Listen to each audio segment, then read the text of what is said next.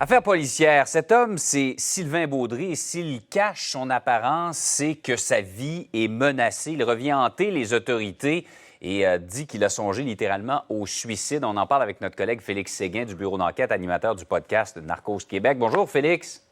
Oui, bonjour, Jean-François. D'abord, présentez-nous Sylvain Baudry. Lui a fait tomber une bonne partie des bandidos. Ben oui, Sylvain Baudry, en 2002, lors de l'opération Amigo, qui était un peu une suite là, de la vaste opération Printemps 2001 qui neutralisait les Hells Angels de Maurice Boucher à l'époque, a aidé la police, si vous voulez, à clore une partie de l'opération Amigo et à éradiquer finalement ce qui restait des Rock Machines devenus des bandidos. Et il a tellement aidé la police que il a témoigné devant la justice là, sur un meurtre qui a été commis, le meurtre de Normand Beffamel, qui lui a été tué près d'une clinique pédiatrique de Laval.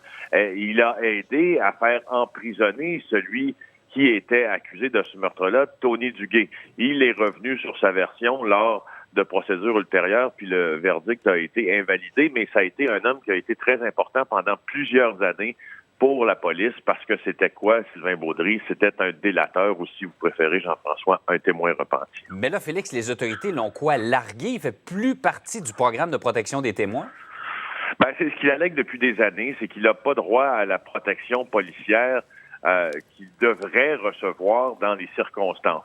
Alors, il a témoigné lors de ce nouvel épisode du balado Narcos PQ qu'il a même songé au suicide parce qu'il a une vie d'ermite, parce qu'il a peur des représailles.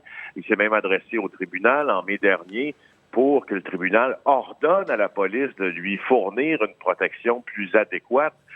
Il faut bien rappeler que Sylvain Baudry, là, les gens qui l'ont fait tomber, c'est pas des enfants de cœur. Ce sont des gens qui vivaient d'une grande criminalité. Ce sont des gens qui, pendant la guerre des motards, commettaient des meurtres pour le compte de l'organisation. Alors, il vit finalement avec la peur au ventre.